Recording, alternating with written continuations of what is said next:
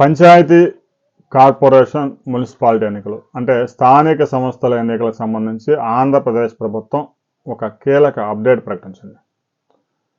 ఇక April 1st వీక్తో ఈ స్థానిక సంస్థల ఎన్నికలు ముగిసిపోయి ఏప్రిల్ 1st వీక్తో ఈ స్థానిక సంస్థల్లో ఎవరైతే ఉన్నారో సర్పంచులు, మేయర్లు, మున్సిపాలిటీ చైర్మన్లు వారి పదవీ కాలం ముగిసిపోబోతా ఉంది. ఆ తర్వాత ఒక 6 నెలల పాటు ప్రత్యేక అధికారులు రంగంలోకి దిగుతారు.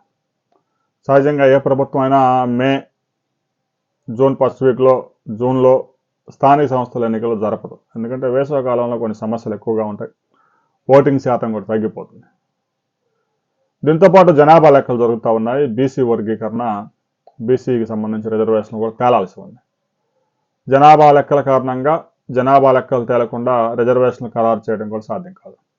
దీంతో ప్రభుత్వం 6 నెలల సమయం పొడిగించింది. ఈ ఎన్నికలు నవంబర్, డిసెంబర్లో జరిగే అవకాశాలు స్పష్టంగా ఉన్నాయి. ప్రభుత్వం స్పష్టమైన ప్రకటన చేసింది, 6 నెలల్లో స్థానిక సంస్థల ఎన్నికలు నిర్వహిస్తామని.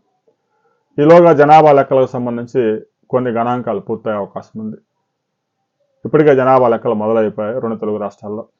ఆ జనాభా లెక్కలు కనుక వాళ్ళు తీసుకొని గణాంకాలు క్రోడీకరించి రాష్ట్ర ప్రభుత్వానికి ఇస్తే వెంటనే బీసీలకు సంబంధించిన రిజర్వేషన్లు అన్నీ ఫైనల్ అయ్యే అవకాశం ఉంది. ఆ వెంటనే స్థానిక సంస్థలు, ఈ పంచాయతీలు, మున్సిపాలిటీలు, కార్పొరేషన్లు అన్నిటికీ ఎన్నికలు నిర్వహించేందుకు రాష్ట్ర ప్రభుత్వం సిద్ధంగా ఉంది. మరో 6 నెలల్లో అయితే రాష్ట్ర ప్రభుత్వం ఎన్నికలు పూర్తి చేసి తన సత్తా నిరూపించుకునేందుకు తయారుగా ఉంది. దీనికి సంబంధించి ప్రతి ఒక్కరూ మీ అభిప్రాయాలు కామెంట్ చేయండి.